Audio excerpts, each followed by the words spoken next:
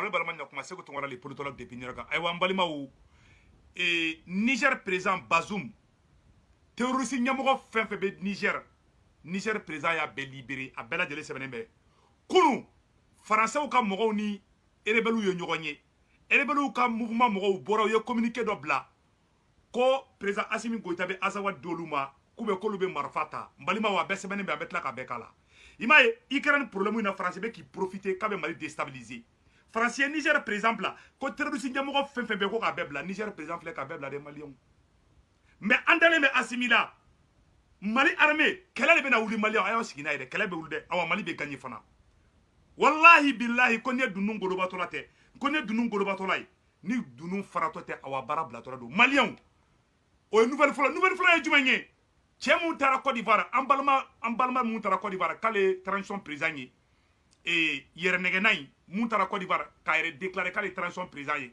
kabulla ka tara Sierra Leone dogo ka tara dugu were la Côte d'Ivoire police be ka ngini Côte d'Ivoire justice fana be ka ngini ambe woro mina ko bi c'est vrai a ko kera daraye ani Alassane Ouattara flaw de benala de comme a ko kera daraye sanno abulla ay Côte d'Ivoire bla anye mumede anye information dernière information misro ko tie bulla ka bo Côte d'Ivoire balimaw ko procureur Kasoge ambe Kasoge fo ko procureur Kasoge enquête wuli tie no fait donc o fana communiquer o be ambe la ko communiquer kala ambe dia ambo kala nyongo fait balimaw ka nyefo onyena Ukraine fana problème fana na an ga farafi munu be Ukraine bi balimaw u te kolu eresuade u be kuga wulu ni nya fo na farasi die nyami fenfe be die kono bi libi problème farasi da damine u ye libi ci ka farafun ke jonye libi aywa u fle ka Ukraine fana ci de awa nga farafun fle ni u be nene koro Ukraine ni Pologne frontière la metla ka video kala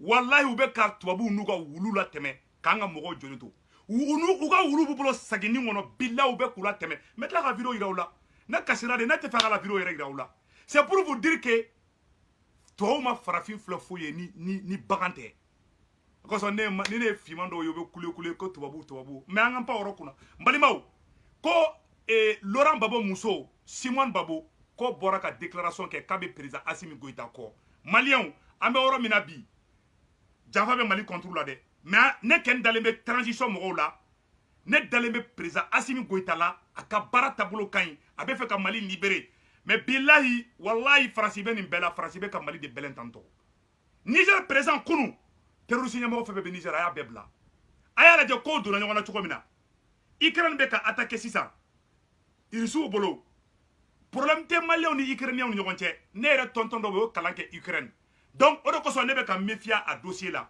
Ukraine ani risu be shia kelendi u be fas u be koronu ndogodi o da to ne te fa nganda do ala u be be ala mais ni jamana nyamogo sigi jamana kuna ni dutigi langolo sigi dutigi kuna a du fla be bla ngoda ka soro dude o ma mi o ma bon problème te Malien ni Ivoirien che problème te Malien ni Sénégalais che Ivoirien we Malien fait Malien be Ivoirien fait mais président munu be sigi an kuna o président de ka o président de bato population be bla ngona balima o ay kerbla denangolo ndo be ka se ka signaler donc balimaw mena ni woro ira o bela jelena anga je kura me nyogo fe et Côte d'Ivoire président koro et Côte d'Ivoire président Laurent Babo Muso Simon Babo o fana bora ka kuma o koko tiere la ko binkera Assimi koro kale ba ngini befe ko beka président Assimi Goïta supporter Malien yananga tanya fe et Niger présent ayaga terroriste be blade balimaw a besemene flan rola en pleine crise sécuritaire au Sahel, le président de la République du Niger, Mohamed Bazoum, avoue avoir libéré 9 chefs terroristes emprisonnés dans son pays dans le but d'obtenir la paix. Cette révélation surprenante est très inquiétante quand on connaît l'état de détérioration sécuritaire au Sahel depuis maintenant. Cette mise en liberté des chefs terroristes qui opèrent au sein de Boko Haram, mais aussi à la frontière entre le Mali et le Niger, est considérée par certains observateurs comme une menace pour la sécurité déjà fragilisée du Sahel. Tout le monde veut la paix, nous n'imaginons personne. Balimao, Niger président Bazoum, kaka terroriste nyamoko ba fefebe kaya bebla photo flening. Voilà, ni Niger président di kaka terroriste nyamoko ba fefebe Niger kaya bebla. Balimao, o blala kunu bi sogomara na Kidali. Erebelu beyi farajon ka sisa Kidali ka communiquer doke ko fo Azawad de ka dolu ma de ko accord d'Alger ka passé ko ni Assimi mi clan fali ko la ko lu be marfa ta Mali contrôle la de mbalimaw akana joro baga kandidu ibadon u fanga de bana ku baraka ban France be fe ka rebelu de nege sanno mena kuma do fo nyana ka bo aklima France be ka rebelu de nege sisan u ka marfa ta Mali surasu contrôle la ne marfa ta Mali surasu contrôle la ne Assimi avion ta ku bombarder u ba fo ka Assimi be ka tamasheku de faga sisan u be soro ka kelewere wuli Mali konnana. Voilà un peu leur plan. C'est-à-dire, où est Jamana ou sacrifié de, ka Jamana de sacrifié ou yere ka intérêt personnel non fait. Où est Jamana dendo de glan, ou l'oube sa, farasi be hera soro, mais ou chamanto yi. Aou ni ala teni erebelu be miri. Ame oro mina ko bi, est-ce que erebelu nunu, ayanga dugouchi, aou bora libi, aou ni terrorisou ye barake nyoko fe kamali chi, kamali janfa. O erebelu keno ne beni jobi. Koga azawadi doluma koluma ngina azawadi kode kono ma doluma kolube marfata utese Mali armée là mais plan ye jumen ye sisan non France bu pousser ni France yu pousser nous ni Mali armée tire ɲɔgɔn kun beba do utese Mali surasu labi ni Mali surasu yu faga sandro France ba filmer France 24 ima yo irisuka media be u ya be fermer Europe parce que Macron de ka baradu billahi ala Macron de ka baradu Irisu ka télévision so fefebe Francini Allemagne na ou ya be fermé. C'est ça. Ou bena dieken galon digne de sisa non. Ki bougan kungolo kan ka irisu ka économie ka be saboter sisa non. Ni guerre planifiée lende pour ko kase ka digne maratuguni. Mais en faw de fagara, en baw de fagara, anga kolso de tira. No de senjelo bolo jeli billahi nin kelen. En farafun, ntaw to wuru nyogote de. Mogo ni ko kibena farafina ci billahi ala ki yere ci awate nya ubolo de awni kere na aga nyogo kungolo bolo yan kungo tan kungo farasi be ki dogo ima e farasi ko be ka nyogo ina son sinina ko be ka tika position fo arabu dugu fefe be u shiko ku date ikran problème na farasi malola onina bide onina farasi malola onina arabu dugu fefe be no Arabie Saoudite o Qatar o olu munu nge farasi teriere olu ko ku date fara oni ikran problème na ko lute arabu dugu be benakan ko te irisu sanctionné ko tiana ko lu date nun ko na malion galo ma filite sa billahi ala ni fen kera na fen do bela jelen ba famia don balimaw mena fen mu yira awla erebelu ye communiquer min ke mena erebelu ka communiquer kala aw na be ja ambara me nyogo fe erebelu ko le bureau exécutif du Haut Conseil de l'Azawad s'est réuni en session extraordinaire le 27 février 2022 à Kidal pour faire le point de la situation actuelle du mouvement, propositions et actions idoines.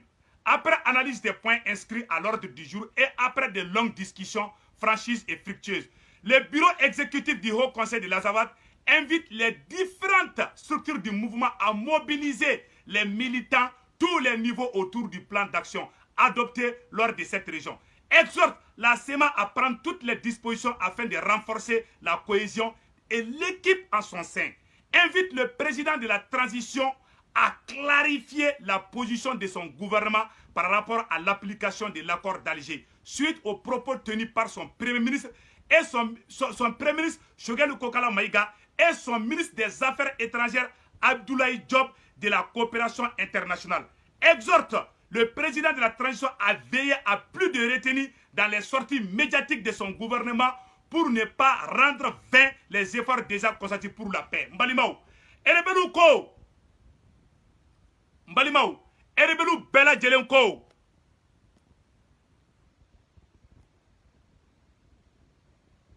Erebelu bora ka kuma sisan non. Erebelu ko. Ko Choguel Maïga be ka kuma mun fo réseau sans fait, ko be ka digi olu la.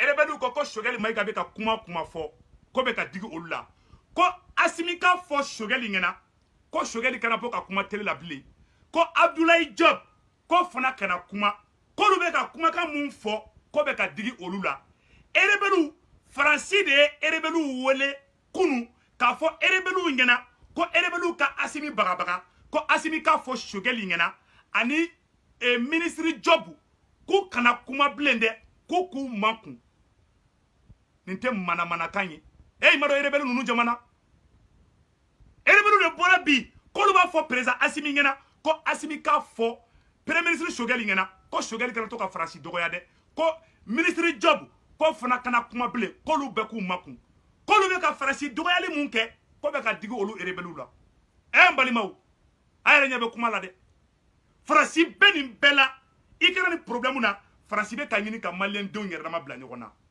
billahi tallahi malien be mun fɔ aw ɲɛna aw kana jɔrɔ dɛ an ka o de kosɔn n ka président Assimi ma n ko Mali bɛ yɔrɔ min na bi an yɛrɛ dama kana kɛlɛ mɔgɔ caman bɛ ko caman kɛ Assimi na a bɛ digi ne la mɔgɔ caman bɛ fɛ k'an bila yɛrɛ kɛlɛw kɔnɔna na ka na ni sujet fu ye ne t'a si jaabi hali mɔgɔ min ye ne fa nɛni ka ne ba nɛni bilahi ne t'i jaabi ne ɲɛ bɛ mun na bi ne bɛ makɔrɔ de jaabi bi mɔgɔ bɛ fɛ de bi k'i bɛ Mali ci bi n'o ye rebelle ni makɔrɔ ye bilahi an bɛ mena fɛngɛ kalan bɛɛ lajɛlen kalan mɛ ɲɔgɔn fɛ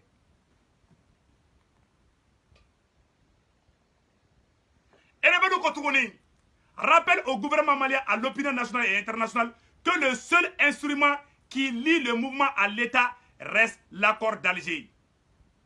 Réitère l'attachement du Haut Conseil à l'unité, au droit, l'autodétermination du peuple de l'Azawad. Réitère l'attachement du Haut Conseil à l'unité et au droit à l'autodétermination du peuple de l'Azawad. Ainsi, invite la population de l'Azawad à plus de vigilance et à rester mobilisée, à barrer la route à toutes les tentatives de division et d'oppression. Mbalimaw, koube Azawadi population wole, ne ma fɔ ɲɛna ko Faransi ma tila ka baara la Libya. Irisi minnu bɛ ka marifa di Mali ma bi, irisi minnu bɛ ka an Maliyɛnw ɲɛji cɛ bi, u taara irisiw dakɔrɔ bɔ.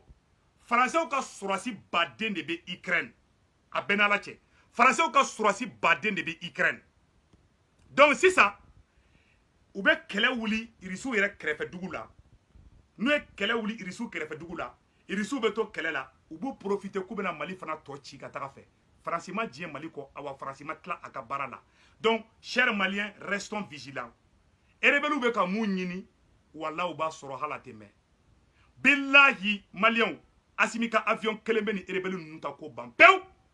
Mais Ala kana a se o yɔrɔ la. An bɛ Ala deli, Ala kana ni bɛn ni.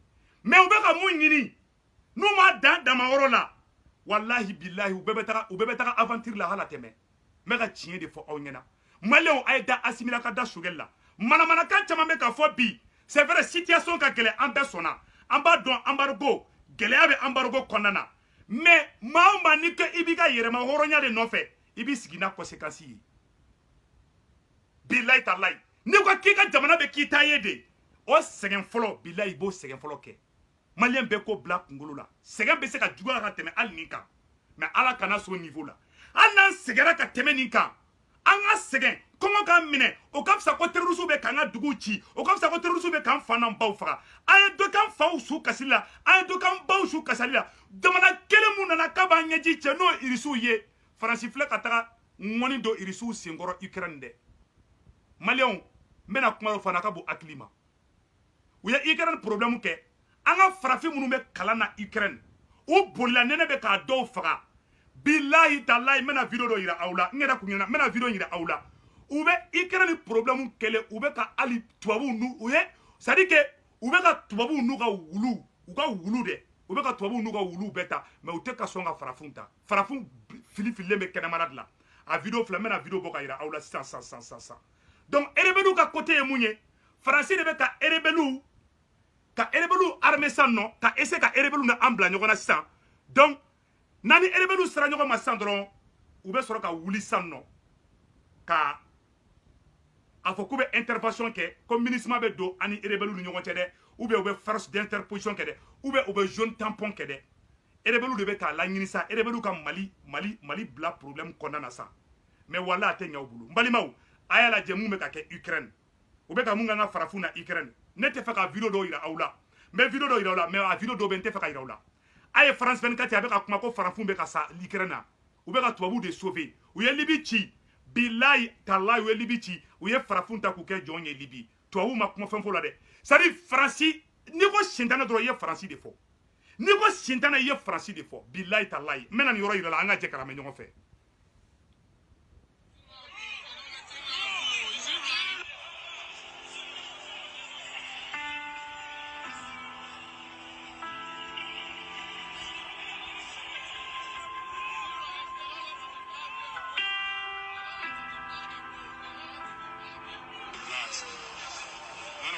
ask me.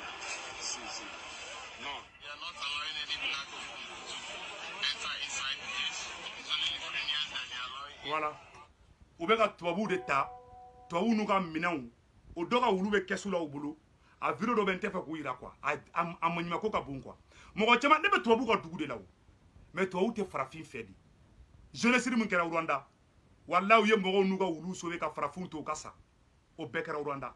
Maa tɛ tubabu dɔn hali bi. O de kosɔn ne y'a fɔ dɔw ye, i tɛ Asimi fɛ cogo o cogo. I bɛ t'i sigi tubabu dugu min na k'i bɛ taa Asimi kɛlɛ. Ne ye sara Faransi.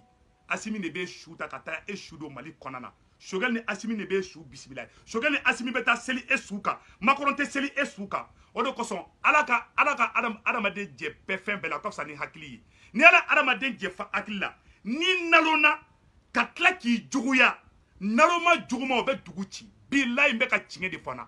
A dɔw nalonnen don, hali tɛ dɔrɔmɛ hali t'u numan bolo a n'u kini bolo u t'a bɔ ɲɔgɔn na. Olu de bɛ sigi k'u bɛ mɔgɔw lagosi. Naloya fila bɛ tɛmɛ kan k'i yɛrɛ ka jamana la gosi tubabu dugu la, ka bɔ ka taga dugu wɛrɛ la k'i yɛrɛ ka jamana la gosi yen na. Nalomaya fila bɛ tɛmɛ o kan. A y'a ye farafinw bɛ ka traiter cogo min na Ukraine. Union européenne mɔgɔw bɛ ka priorité di tubabu de ma bi. Mɔgɔ minnu golo jɛlen bɛ bi u bɛ kɔni de sauver ka bɔ Ukraine bi.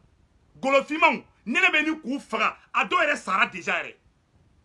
Farafinw an ka kan yɛrɛ sa. An bɛ nin bɛɛ fana na.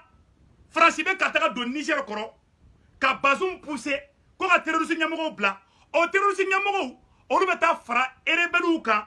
Rebelles bɛ Mali attaquer. Ni Mali ye riposte ko la san, u bɛ sɔrɔ k'a fɔ ko Mali bɛ ka tamasɛkiw faga. Voilà leur plan. Awa, Ukraine filɛ nin ye, Français ka sɔrɔdasi baden de bɛ Ukraine.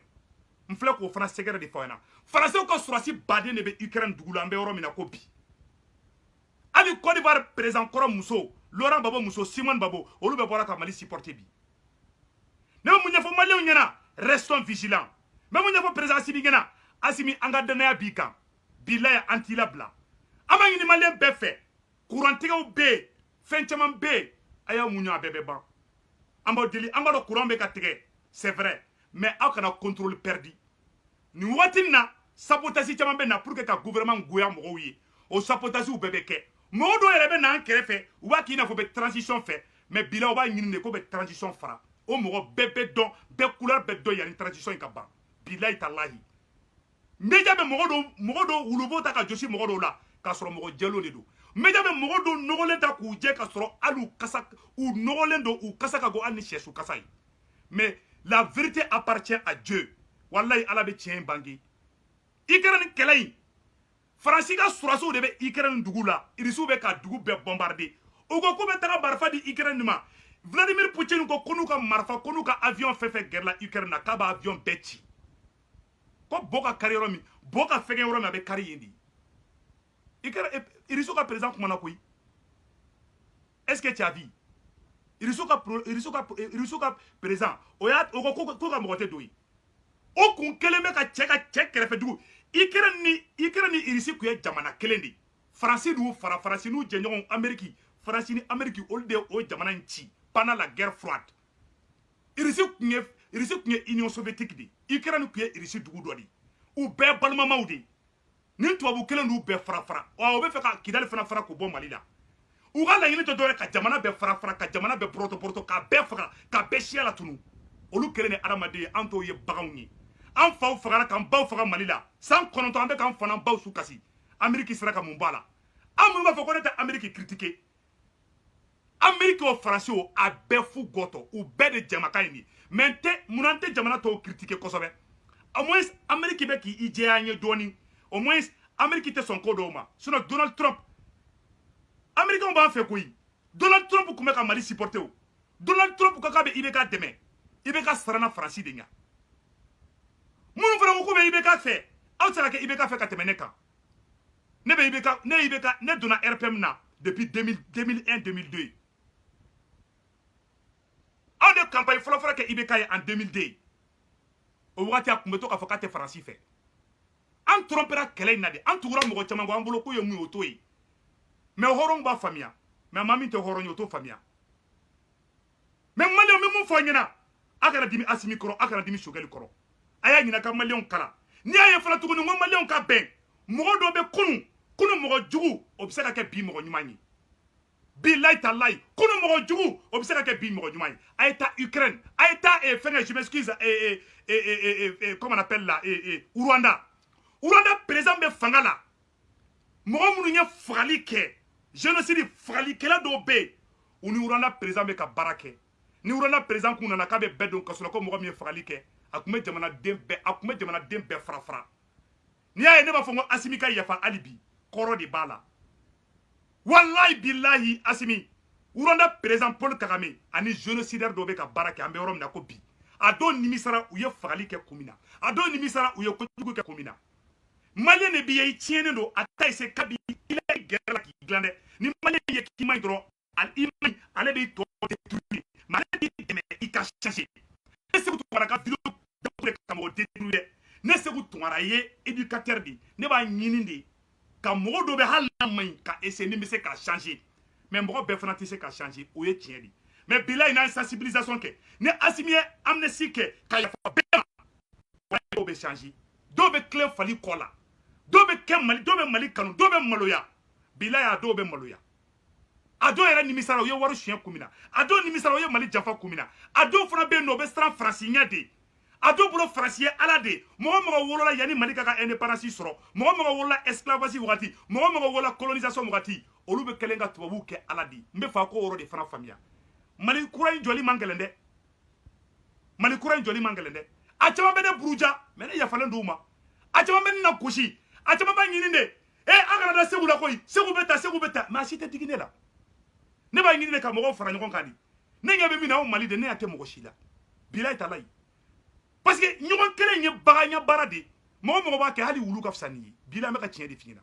Mali bɛ degré min na bi e ɲɛ tɛ Mali la e ɲɛ bɛ mɔgɔ dɔ de la ça veut dire que k'an k'i yɛrɛ ɲininka i ye den qualité min ye o de kosɔn n'aw ma n'a y'a ye mɔgɔ la a y'u bɔkolo lajɛ n'a y'a ye mɔgɔ la a y'u ka famille lajɛ n'a y'a ye mɔgɔ la a y'a ka record gosi i bɛ taa sɔrɔ mɔgɔ lankolon de don ou bien a bɔra mɔgɔ lankolon du de kɔnɔ ou bien a bɔra mɔgɔ lankolon si de la ou bien hali n'a bɔra mɔgɔ ɲuman na i bɛ taa sɔrɔ du jaga de don c'est la pure et simple vérité hɔrɔn yɛrɛwolo bɛɛ b'a dɔn bi maliyɛn bɛɛ mago bɛ a den bɛɛ la bi mais mɔgɔ minnu bɛ na ka mɔgɔw bɔrɔtɔ a bɛ téléphone ci dɔ ma non an tɛ karisa fɛ cɛ ɲintin fan bɛɛ wo an si bɛ défaut b'an bɛɛ la bi mais an bɛ mun ɲɛfɔ aw ɲɛna pour que an ka se rebelles la pour que rebelles kana fanga sɔrɔ an kan an bɛɛ maliyɛn den de an ka chance di bɛɛ ma an ka bɛɛ ɲini ka bɛɛ fara ɲɔgɔn kan mɔgɔ dɔ bɛ murutiw ni Asimi ko bi k'a ye amnistie kɛ k'a yafara bɛɛ ma bi ko bɛɛ k'i tɛgɛ di ɲɔgɔn ma bi walayi mɔgɔ dɔw bɛ changer mais dɔw tɛ changer dɛ o yɔrɔ de la hali ni Asimi ye mun minɛ ko o ɲɛnama gulon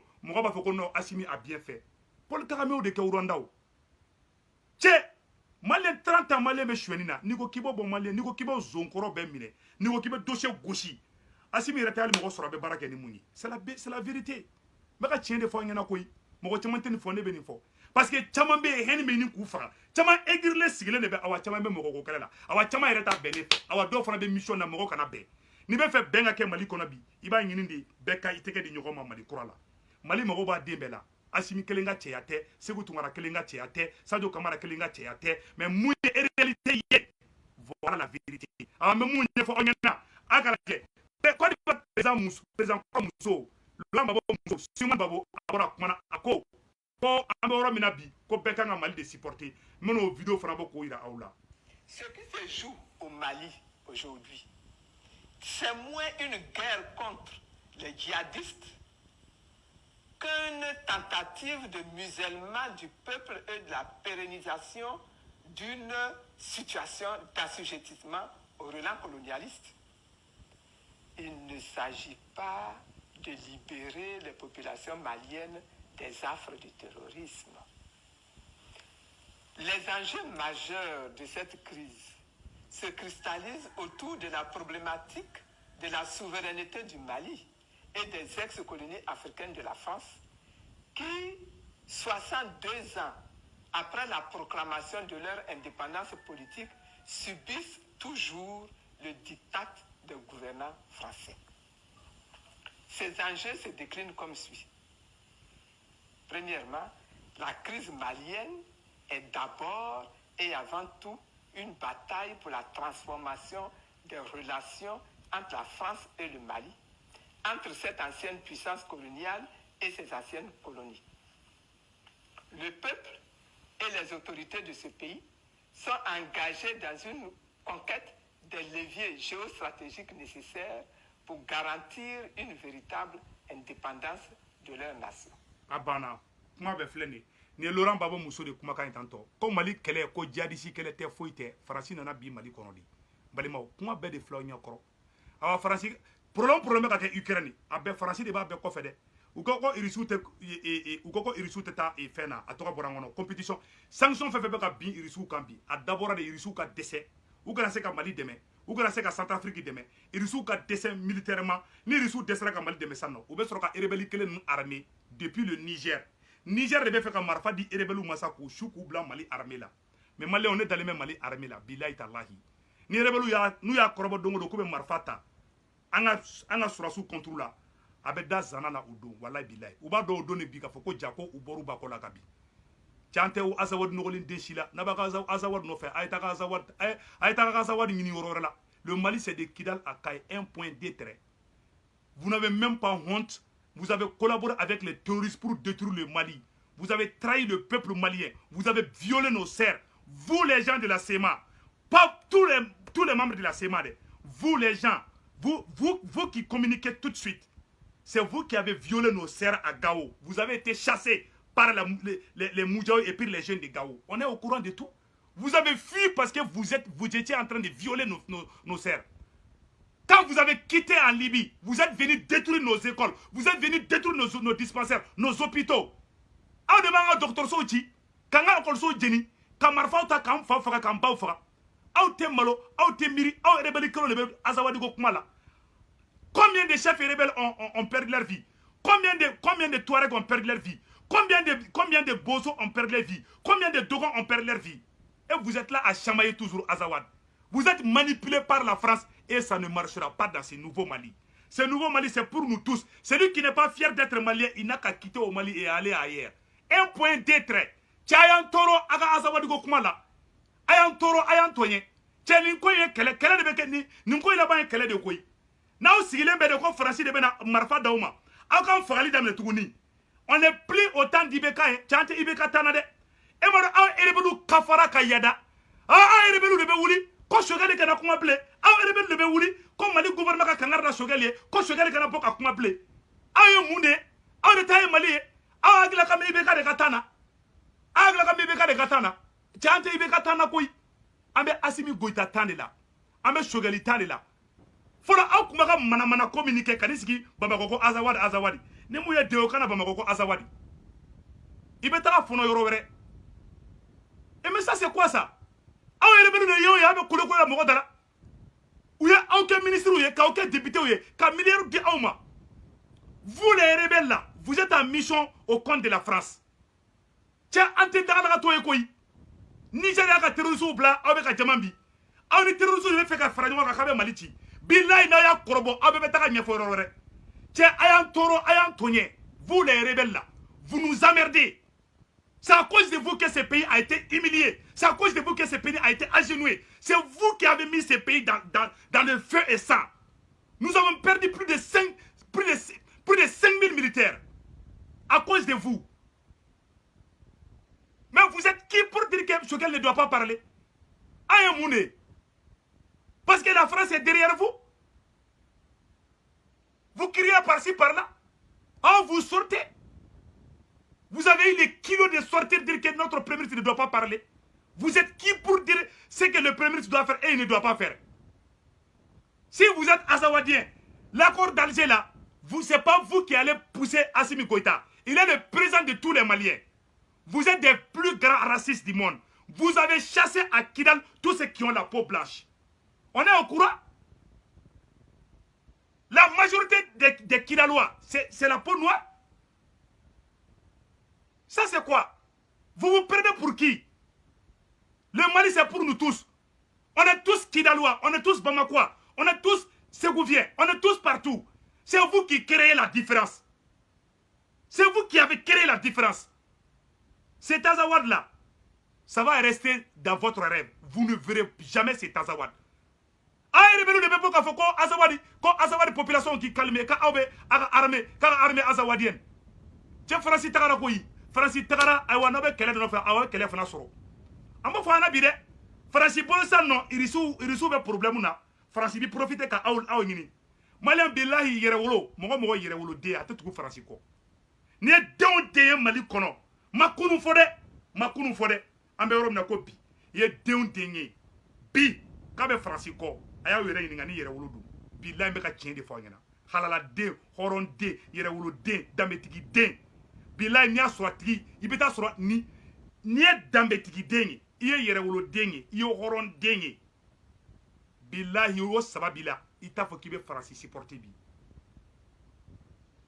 kana dugu be ci ogolso keme shegi ka be fermé ma million fla ni koko genga bu shiyoro la ka mogo den fra u jole ngena ka mogo den viole u jole ngena terrorisme ka ta konoda mogo den na jonye marfa duma la France e sigile mi ga saloni ngono Bamako e demasa i bama faga i koroma faga e koko vive la France e ko kebe France fait hali wulu ka fsane billahi talahi o mogo de be bode a do ba fo ko kalani no koy ni a fuwar do la je quoi c'est-à-dire que mon de be do mogo la quoi billahi talahi mogo be ka o fa faga France mata ikrani tia farafun flenene koro France 24 tafo u be kama u shima kuma nena be ka farafun faga kenema u be ka tubabu nuga wulu nuga jakuma be escorter pendant que an balmo be ka sa u be la ko ka bo farafun ko akanga yere ni ngaw de modeli munu ne tu jabiu ima ne be ka tellement ne be ka France gauchi u be faire ka ne décrire u be ka kuma be fone ma mais moi je m'en fous, moi je ne vois que le Mali baby vrai couleur ira baby bogolo ira ni kelen konana asimi kana jeye shogeli kana jeye mais ite Mali fana fait ni asimi ti ita asimi fait o ika droit mais ka France là face à quoi parce que était Assimi fait. Assimi est le président de tous les Maliens. Assimi est beka président. Mais bilambe jahanama tasuma da erebelu kun halateme. Malien aida Assimi là de. Malien courant beka tege en sona. Gela fitinu be en sona. Mais wallahi billahi o kafsa. Courant tege kafsa quand enfant ba beka fakade. Kongo ka mine akira toko kongo tena mo fakade. Amo kongo munu minke. Kungolo de be barakola. Ambe fɛnw sigi kala kelen kan jamana o jamana ka yɛrɛma hɔrɔnya sɔrɔ a bɛɛ daminɛna ni sɛgɛn de hali ni ko k'i bɛ na Amérique i bɛ mun kɛ visa nɔfɛ ala de b'a dɔn ne ka babi bɛɛ bobara siɲɛna ka ban visa ɲini nɔfɛ minnu bɛ bɔ Mali la ka taa Espagne a dɔw bɛ sa ji la e diɲɛlatigɛ mɔgɔ jumɛn ye k'a hɛrɛ sɔrɔ k'a ma sɛgɛn anw de bɛ fɛ ka hɛrɛ sɔrɔ awɔ an bɛ sɛgɛn ye an b'a kun an kana Assimi ni Sogɛli an kana se k'an b'u fara an ka ɲini toujours an ka mɔgɔw bɛnnen ɲini mɔgɔ dɔw bɛ yen u bɔkolo man ɲi u ma deli ka mɔgɔ bɛnnen ye mɔgɔ dɔw bɛ nafigiya dilan mɔgɔw ni ɲɔgɔn cɛ a y'a kɔlɔsi la dɛ mɔgɔ bɛ na ka téléphone ta non an bɛ fɛ Assimi ka kɛ tan de an bɛ fɛ Assimi ka kɛ tan de mɔgɔ qualité fila don a ŋaniɲɛ man ɲi ou bien a siya man ɲi ou bien a bɛ Faransi ka baara dilan hɔrɔn yɛrɛwolo k'i bɛ Mali fɛ bi i t'a fɔ hali a boyi k'e ye hɔrɔn den de e t'a boyi bɛ Assimi ni Sogɛli k'i b'u fara ka bɔ parce que n'a kɛra dɔrɔn Assimi ko de bannen machine dɔ dɛ an bɛ yɔrɔ bi n'Assimi ni Sogɛli fara c'est fini pour la transition n'a ma kɛ a bɛna tunkarabi yɔrɔ la k'a ji to a kun cɛmancɛ la machine fɔ dɛ an bɛ yɔrɔ min na bi ni farafarali kelen donna dɔrɔn o ye problème de donner transition kɔnɔ a dɔw nalonnen don u t'u numolo n'u gauche bɔ ɲɔgɔn na parce que i b'a dɔn farafin i b'a dɔn fɛn ala ka i jɛ fɛn bɛɛ la o ka fisa ni hakili ye cɛ ni nalonna ka tila k'i juguya naloma kafalen yadalen bɛ dugu ci a bɛ sanpɛrɛn jigi dugu kan bilayi talayi ni naloma sɔnna yɛrɛ ye n t'a kalama n t'a dɔn ko n t'a kalama banamanjugu diɲɛ kɔnɔ k'o bɔ maliyɛnw ala ka hakili ɲuman d'an ma ne Segu Tunkara de b'a fɔ aw ɲɛna bi kunun mɔgɔ dɔw ka jugu n'an y'u nɛgɛ a dɔw bɛ changer an bɛ yɔrɔ min na ko bi an kana bɛɛ kɛlɛ bɛɛ tɛ an kɛlɛ kɛ ɲɔgɔn ye an ka porte ouverte di bɛɛ ma bɛɛ ka na an ka tɛgɛ di ɲɔgɔn ma Mali kura ko in na le Mali c'est pour nous tous an kana mɔgɔ bɛɛ exclu mɔgɔ dɔ bɛ fili kɔnɔna na n'i ye ko nɔgɔya u bɛ na an bɛ Mali kura jɔ Mali mɔgɔw b'a den bɛɛ la an bɛ yɔrɔ min na ko bi an ka mɔgɔw fara ɲɔgɔn kan an kana mɔgɔw fara transition mɔgɔw a kana gouvernement diinɛ national a kana sigi dɛ mais a ye bɛɛ fara ɲɔgɔn kan a ye kuma ni bɛɛ ye aka faso kanu don bɛɛ lajɛlen na ne kɛni n b'aw kɔ n b'aw soutenir n b'a deli maliyɛn bɛɛ fɛ bɛɛ ka transition mɔgɔw nu soutenir sinon faransi bɛ fɛ ka na ni problème ye dɛ n tɛ n dogo aw la dɛ faransi b'a ka baara la dɛ awa faso denjugu dɔ bɛ ka fara faransi kɛ ka nin baara in kɛ ala ka hɛrɛ kɛ maliyɛn den bɛɛ lajɛlen ye ala ka transition in kisi wurugutuli ma a k'an bɛɛ